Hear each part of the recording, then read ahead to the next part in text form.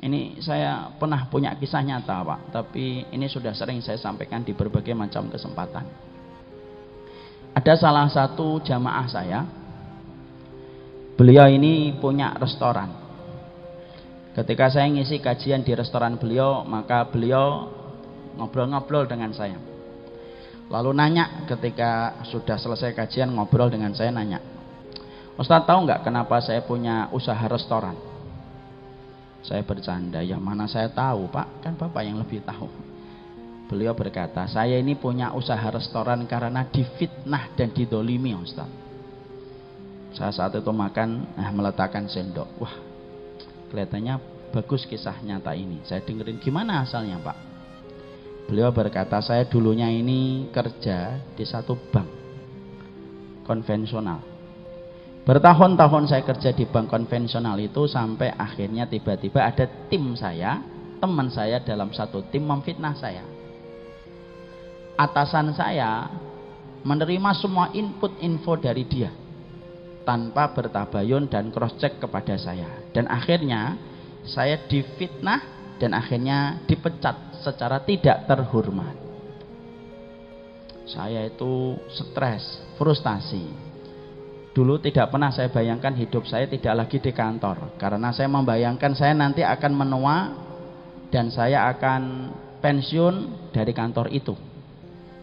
Saya frustasi, linglung, tabungan mulai menipis, istri mulai berkata-kata, kapan kamu kerja lagi, kapan kamu kerja lagi. Akhirnya saya itu betul-betul pasrah Ustaz. Nah saya ini tipe laki-laki kalau saya lagi frustasi, saya tuh sukanya masak, Masya Allah. Karena saya dulu pernah kuliah di Tata Boga. Saya mikir, Masya Allah ya, frustasi aja masak. Padahal banyak perempuan sekarang frustasi tidak masak-masak. Beliau akhirnya masak. Akhirnya ketika kesukaannya masak, ternyata masakan beliau itu seleranya banyak disenangi orang. Akhirnya beliau ketika ada acara besar keluarganya, kemudian beliau mengajukan diri proposal, saya ajalah yang kemudian masak, nanti uangnya untuk rezeki keluarga saya.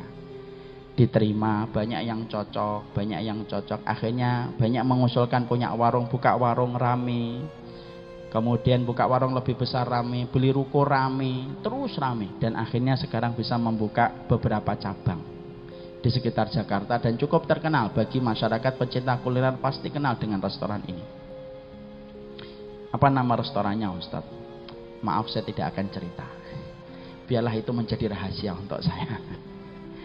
Maka kemudian akhirnya beliau berhasil, lalu berkata sama saya di ujung kisahnya, Ustadz tahu nggak, kalau saya tidak difitnah, yang pada saat itu saya merasa terdolimi betul dan tampaknya takdir itu tidak memihak saya, mungkin saya masih kerja di tempat itu dan mungkin pekerjaan saya tidak akan bersih.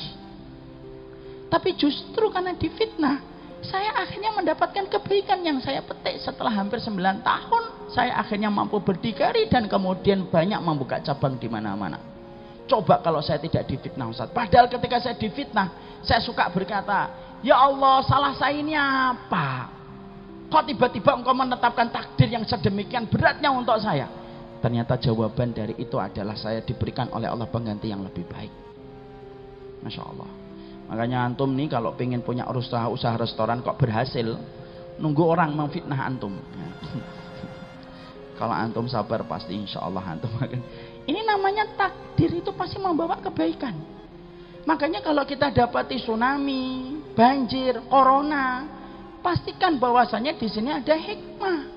Orang yang mampu membaca hikmah itu apa? Orang yang mampu membaca hikmah itu adalah orang yang bersih hatinya dalam ilmunya. Kalau kita belum mampu membaca hikmah, bukan berarti kita bodoh, enggak. Berarti memang kita terbatas akalnya dan kita tunggu dari Allah. Apa sih pelajaran dari corona ini ya Allah? Pasti Allah akan berikan. Kalau kita belum mendapatkan pelajaran dan hikmahnya, tunggu di ruang tunggu. Jangan buru-buru untuk kemudian menggugat atas apa yang Allah lakukan. Karena Allah yang tahu kapan memberikan pelajaran untuk disampaikan kepada manusia, kapan menahan ilmu untuk manusia, itu Allah yang tahu.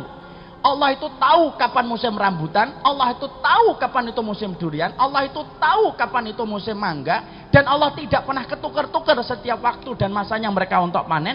Sama, Kalau Allah ingin memberikan sebuah hikmah dalam kehidupan manusia, yang paling tahu hikmahnya Allah. Dan pasti satu waktu Allah akan berikan dalam kehidupan manusia.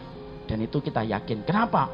Allah itu mensifati dirinya dengan kata Al-Alim. Dan salah satu konsekuensi dari kata Al-Alim itu apa?